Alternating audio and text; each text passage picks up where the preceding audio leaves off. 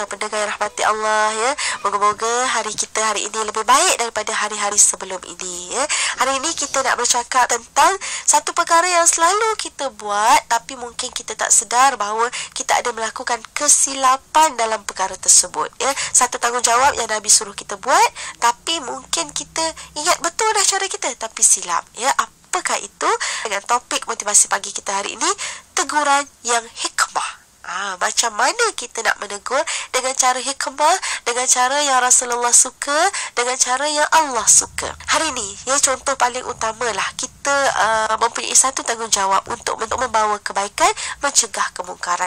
Tapi antara perkara yang kesilapan yang kita buat, contoh kita tengok kawan kita ni tak pakai tudung. Semua orang pergi kerja pakai tudung. Dia seorang je yang tak pakai tudung. Dah tak pakai tudung, rambutnya pula diwarnakan dengan pakaian yang mungkin kurang sopan. Tapi apa yang kita boleh buat pada ketika itu? Biasa orang akan buat apa? Orang akan kata contohlah nama dia Adi, minta maaf ya, bukan nama sebenar. Contohlah nama dia Ani. So kita akan kata apa? Ani, pakailah tudung. Sebab apa? Kita kan Islam ya, kita kena pakai tudung. Lagipun kau tahulah ya, kalau kita tak pakai tudung ni, Allah Ta'ala janjikan neraka orang yang tak pakai tudung ni. Jadi kau kena pakai tudung. Kau kena kesian dekat suami kau, kau kesian dekat ayah kau semua, pakailah tudung. Okey. Jadi kita harap hari ni kita tegur Andi ni pakai tudung. Kita harap sangat esok pagi bila dia datang kerja dia akan pakai tudung. Boleh tak jadi macam tu? Sedang pendengar rahmati Allah, hari ni kita tegur, kita berharap sangat esok dia datang pakai tudung. Ataupun minggu ni kita tegur, kita berharap sangat minggu depan dia datang pakai tudung. Sedang pendengar rahmati Allah, sebenarnya kadang-kadang kita tak sedar cara teguran kita salah. Ataupun bukan salah, tapi boleh diperbaiki lagi. Ada cara yang boleh kita lakukan untuk memperbaiki. Mari kita cek bagaimana cara teguran Rasulullah sallallahu alaihi wasallam yang boleh kita amalkan, kita ambil manfaat. Syarat pertama untuk menegur adalah kita kena banyak puji. So mari kita cek berapa banyak pujian yang kita berikan kepada orang yang kita nak menegur. Kalau jawapannya tak adalah pula aku puji dia, maka habislah, kita belum sampai tahap hikmah lagi. Menegur ini tak boleh terus tegur, tapi dia kena lebih banyak puji baru boleh tegur. Kena banyak puji baru boleh minta sesuatu. Mari kita cek fadilat Al-Fatihah. Bismillahirrahmanirrahim. Alhamdulillahirabbil alamin. Arrahmanirrahim. Maliki yaumiddin. Iyyaka na'budu wa iyyaka nasta'in. Ihdinas siratal mustaqim. Saya nak sebutkan sampai sini je. Ayat yang pertama tadi, ya, bila mana kalau kita perasan Al-Fatihah ini, ayat pertama sampai ayat kelima adalah puji-pujian kepada Allah semata-mata. Kalau kita cek ya, tapi biasanya minta maaf cakap lah, saya nak bagi tahu satu perkara yang perkongsian utama untuk sidang pendengar ya. Kita mengaji, kita baca Al-Quran, kita solat, tapi jangan kita tak tahu maksud Al-Fatihah. Kalau saya buat program motivasi, antara core yang saya akan buat menghafaz maksud Al-Fatihah. Dengan izin Allah 10 minit kita akan boleh hafaz. Kenapa pentingnya benda ni? Sebab daripada kajian saya 70% sampai 90% peserta saya, tak kisahlah daripada ranking ketua-ketua pengarah ataupun ranking kaki tangan sokongan, orang-orang biasa pun tak tahu maksud Al-Fatihah, walhal kita baca 17 kali satu hari dalam solat. Bagi mereka yang semua yang solat penuh 5 waktu, belum solat sunat. Jadi sebenarnya kita ada tanggungjawab nak tahu apa maksud Al-Fatihah. Malu depan Allah Ta'ala, umur kita dah 20, 30, 40, 50, 60, 70. Apa maksud Al-Fatihah? Allah Ta'ala tanya, kita tak tahu. Kita main baca je, bukan menghafaz, tapi kena faham. Barulah akan datang khusyuk dalam solat kita ya. Bila kita berbalik-balik teguran yang hikmah ni, Allah Ta'ala berikan satu panduan dalam Al-Fatihah itu sendiri. Cara paling utama adalah banyak memuji. Ni kita nak minta pada Allah Ta'ala ni. Kita nak minta apa? Ihdinas siratal mustaqim. Tunjukkanlah aku jalan yang lurus. Sebelum kita minta tunjukkanlah aku jalan yang lurus, maka kita kena puji Allah dahulu. Dengan nama Allah yang Maha Pengasih lagi Maha Penyayang. Alhamdulillahirabbil alamin. Segala puji bagi Allah Tuhan sekalian alam. Ar-Rahmanir-Rahim, yang Maha Pengasih lagi Maha Penyayang. Maliki yaumiddin, yang menguasai hari pembalasan. Ya, Maliki yaumiddin, puji dulu. Iyyaka na'budu wa iyyaka nasta'in. Kepada engkaulah kami sembah dan kepada engkaulah kami mohon pertolongan. Kalau kita perasan semua puji-pujian, dan akhirnya barulah ihdinas siratal mustaqim. Tunjukkanlah kami jalan yang lurus.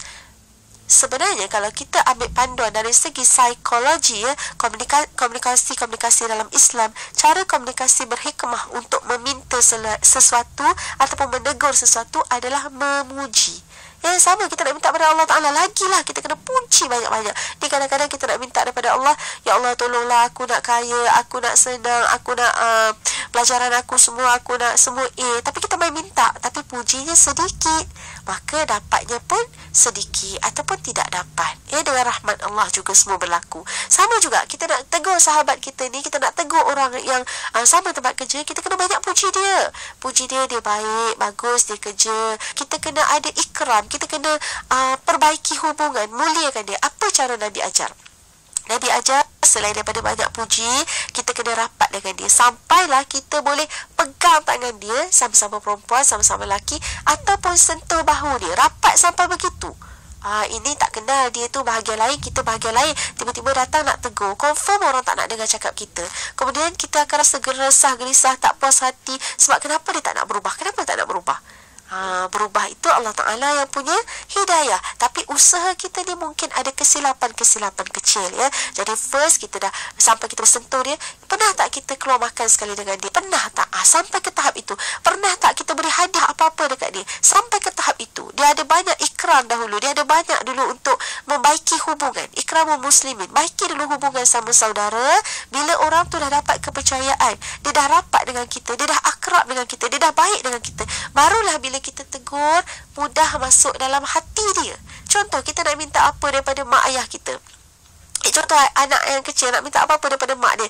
Mak ni baik, mak ni pandai masak, mak ni suka senyum. Dia akan puji-puji dan akhirnya, mak boleh tak esok kalau nak beli kasut sekolah baru, boleh tak? Dia akan sebut perkataan yang begitu. Begitu juga konsep hikmah dalam menegur yang ramai orang terlepas pandang. Dia tegur dan dia berharap orang berubah, walhal dia tidak memuji, dia tidak baiki hubungan, dia tak pernah beli hadiah, dia tak pernah boleh menyentuh orang tersebut, dia tak pernah boleh senyum dengan orang tersebut ya. Dan satu lagi antara yang kita tak buat dalam teguran yang berhikmah yang Nabi ajar adalah kita jarang doakan spesifik untuk orang tersebut. Contoh, kita dah tengok Ani tadi memang dia tak pakai tudung, kalau datang kerisauan, ya Allah sedih sangat-sangat, ya Allah dia ni tak pakai tudung, aku risau sangat-sangat, ya Allah kesian nasib dia, ya Allah kesian, kau tolonglah, kesian dekat dia, ya Allah. Kita sampai boleh mendoakan kepada dia sampai menangis. Itulah baru teguran yang berhikmah. Kita boleh doakan pada dia sampai spesifik nama dia tu, sampai dengan penuh risau, dengan penuh takut, dengan penuh harap, dan harap sampai Allah makbulkan doa kita. Begitulah rayuan yang kita patut buat pada Allah Ta'ala, khas untuk orang yang kita risau tadi. Bukannya kita tegur sekali dan kita harap dia berubah. Itu satu kesilapan yang mungkin kita terlepas pandang ya. Jadi hari ini mari kita membaiki cara hikmah kita untuk sebarkan agama, untuk membaiki diri ya. Selain daripada itu, bila kita doakan hidayah untuk orang, satu perkara yang kita kena ingat iaitu tanggungjawab kita adalah untuk bawa kebaikan dan cegah kemungkaran. Bawa kebaikan ni apa? Kita kena banyak baik, buat baik, contoh yang baik, akhlak yang baik, dan kemudian secara automatik akan mencegah kemungkaran tersebut dengan izin Allah ya. Dan kita jangan berharap bila mana kita buat perkara tersebut, dah buat dah semua ni, tips-tips yang diberi dah diamalkan, orang tu akan berubah. Tidak. Allah sahaja yang boleh membuatkan seseorang itu berubah dengan izin dan rahmat Allah. Tanggungjawab kita bukan pastikan dia berubah. Tidak. Tanggungjawab kita usaha untuk dia berubah. Tanggungjawab kita untuk usaha dia berubah, bukan tanggungjawab kita untuk pastikan dia berubah. Yang membuatkan dia berubah adalah Allah Subhanahu Taala. Dan doakan, bila kita doakan Allah Taala bagi dia hidayah, kita kena doakan, ya Allah tambahkanlah hidayah pada diri aku supaya aku juga mendapat kebaikan dunia dan akhirat. Saya doakan moga-moga motivasi pagi kita hari ini di IKIM FM menjadi inspirasi untuk kita semua berubah menjadi lebih baik dan tahu cara menegur yang lebih baik. Dan anggaplah ini perkongsian dan konsep pesan berpesan sesama kita. InsyaAllah moga-moga Allah redha dunia akhirat untuk kita semua. Bersama lagi di lain episod InsyaAllah. Assalamualaikum warahmatullahi wabarakatuh. Radio Institut Keuangan Islam Malaysia, IKIM FM, pilihan utama anda.